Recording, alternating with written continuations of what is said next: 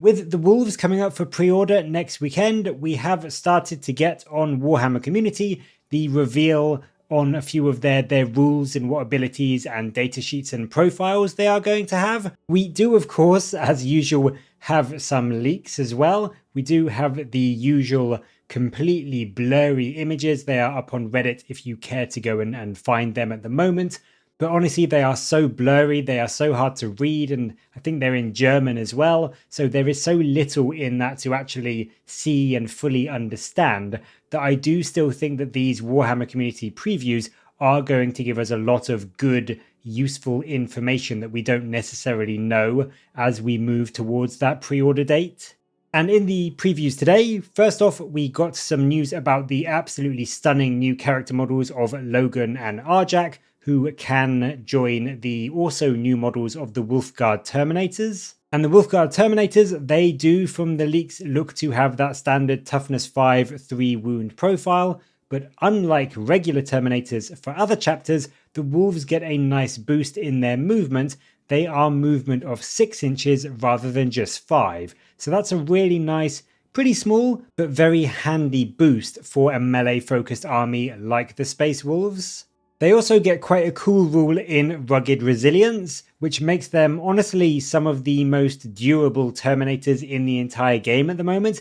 It gives them -1 to be wounded if the attacks going into them are a higher strength than their toughness, essentially giving them this pseudo transhuman physiology style rule and making anything up to strength 9 only wounding them on 4s at best, and even the absolute strongest weapons in the game, things like las cannons and stuff that's even stronger than that, that will only be wounding them on 3s rather than 2s. So it's a very, very good rule for helping keep your Terminators alive, and especially if you join things like Logan or Arjac to them, it's going to make them live even longer against any precision shots or attacks that might come your way. So the Terminators are looking very good. I do think they're going to be some of the better Terminators in the game from all the other chapters and even on the Chaos side of things.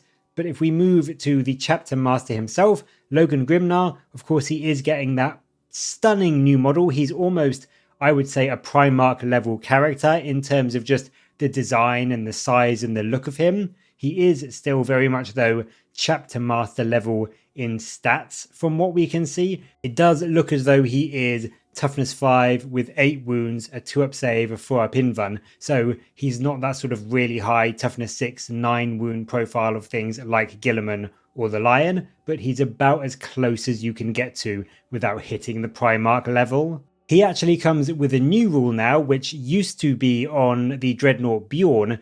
Guile of the Wolf makes enemy strats cost 1 extra command point if they are used within 12 inches of him. So it's actually this really, really big, significant aura when you can make it much more difficult for the enemy to get things off, like reroll hit rolls or interrupts or just any of their key stratagems that they were really hoping to use against Logan and his unit of Wolfguard Terminators. They are going to be much more expensive to use, and you may put them into a position where they can't use their stratagem because it might now cost them 3 command points rather than the 2 they were expecting. So it's actually a quite spectacular defensive rule for just keeping a big chunk of your army safe from enemy tricks and shenanigans. Equally impressive is Arjac's rules and weapon. He seems very, very good to me. He gets to reroll hit and wound rolls against character units, so anything with a character in it, or just those key solo heroes like Angron or other Primarchs or Imperial Knights, they are going to feel a lot of pain from him. And that's because his weapon is still the foe hammer, and it is still really, really good.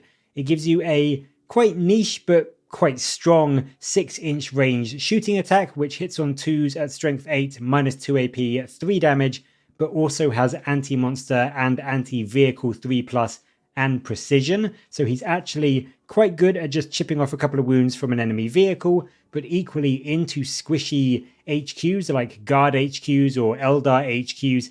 With that 3 damage and with precision, he can quite easily finish them off if they've taken a wound earlier in the game. So he can be quite scary into those squishier HQ options that some armies have. In melee, the foe hammer is the same stat line, so it's hits on 2s, strength 8, -2 AP, 3 damage with anti-vehicle, anti-monster 3+, and precision, but it is 5 attacks. And that does actually make him one of the strongest anti-tank melee units in the entire game. Into something like an Imperial Knight, with those rerolls and with the anti-vehicle 3+, he alone will do about 9 damage into it. So with a tiny bit of luck, or maybe something like lethal hits or sustained hits, if you can get that from somewhere in the codex, which I imagine you probably will, he will quite reliably take out something like a Gladiator Lancer in a single go of combat. So he is super good at going into those medium vehicles and monsters, or even some of the tougher ones if he's with something like a unit of Wolfguard Terminators, because their attacks on top of his will let you chop down even the toughest enemy vehicles and monsters really quite easily. Elsewhere, there is also the new models for Najal, the Wolf Priest, and the Battle Leader. Najal is back in his power armor, so he can now join things like your Grey Hunters and also, I assume, things like your Assault Intercessors. But his special rule that he brings is called Windwalker, and it is a psychic buff, and it gives him and his unit not only the assault rule, but it also gives them an automatic 6-inch advance. So he and his unit, because Space Wolves also get that +1 inch to their movement, so your Grey Hunters and that sort of thing are now base move 7. He and his unit can advance 13 inches now and still fire all of their shots at their regular ballistic skill. And with Grey Hunters now also having an OC value of 3, that means he and a unit of Grey Hunters are going to be super good at moving around the board, getting you that board control and objective control, putting some good shooting into sort of weaker chaff enemy units, but just getting around the board and getting you control of objectives and getting you secondaries so easily. I don't think he's going to be the best melee or shooting combatant by himself, but just as a pure utility piece, I think he's looking absolutely fantastic just to help you score things like objectives and those primary points. The new and stunning looking Wolf Priest is also here, and he is a mixture of a chaplain and an apothecary that the other chapters get. So he comes with the rules of Healing Balms and Litany of Hate. So Healing Balms, that allows you to return a model to a unit of yours that he's joined in your command phase, essentially the same apothecary rule. And then he also gives you +1 to wound in melee with Litany of Hate. So he basically gets you the benefits of both a chaplain and an apothecary, and I imagine he will lose the second rules that they both get, which are actually slightly less good. So he realistically gets the best of both halves from the chaplain and the apothecary, and neither of the sort of downsides to them. So he's probably going to be a bit pricier than either of them, but I think he's going to be a much better alternative. And in the long run, if you wanted in another faction to bring a chaplain and an apothecary, he is going to let you do that for the Space Wolves for probably cheaper than you could do it in other chapters. And then also returning with a new model was of course the Wolfguard Battle Leader. This is a unit to join something like your Head Takers, the new Head Taker models, which look to be your sort of replacement Blade Guard veterans. His rule is Tempered Ferocity, and this gives him and his unit sustained hits 1, and also the ability to re-roll hit rolls of 1 if their target is within 6 inches. So he's sort of this lieutenant level character. The sustained hits looks to be in both range and melee, so even if he joins a slightly more shooty unit, like maybe Grey Hunters, if he can join them, he still does give them a nice boost with sustained hits 1. But then when you do get up close and personal, or if you do get in melee, if he's with something like your Head Takers, they get the sustained hits and also reroll hit rolls of 1. So they are going to be really quite scary when they get into combat. And I genuinely think that a battle leader with something like your Head Takers, they are going to be very comparable, if not better, to things like the Sanguinary Guard from the Blood Angels or the Inner Circle Companions for the Dark Angels. The final thing that we get shown in this preview is a little bit of information about one of the detachments, the Saga of the Bold. This one really plays into the idea of the hero hammer aspect of the Wolves and bringing loads of characters and unique heroes, and it really does reward you for bringing those kind of units to the game. Your main detachment rule is Heroes All, and this gives all of your character units the ability to reroll a hit, a wound, or a damage roll whenever they shoot or fight. So making things like Bjorn or Logan or Ragnar Blackmane just absolutely terrifying. And it's a character unit, so it is the squad they are with. And I mean, yes, with that one reroll, you're probably going to be saving it for Logan or Ragnar, but it does mean that if they hit with everything, you can potentially save that one reroll for one of the other models in the unit if you've got something like a power fist or some kind of power weapon to go into the enemy. So it does add a lot to the output of a lot of your units. But where the detachment gets even better is that this also extends to all of your units if you complete your saga. But it actually gets even better because it says if you complete your saga, you can reroll 1 hit, 1 wound, and 1 damage roll. So now it's not a hit, wound, or damage, it is one of each. And every unit in your army can do that when you complete your saga. So it is making all of your units really, really reliable in terms of accuracy, in terms of getting that wound through, and of course if they're multi-damage, giving you much more reliability on things like your d6 damage that's going into the enemy. Essentially, it starts off like a bit more of a restrictive Ironstorm Spearhead rule, but once you unlock that saga, it just becomes an even better Ironstorm Spearhead. It gives you essentially 3 rerolls per unit, instead of just 1 that the Ironstorm gives you. So yes, it may take a turn or 2 to unlock it, but when you do, it's going to make your entire army so much better.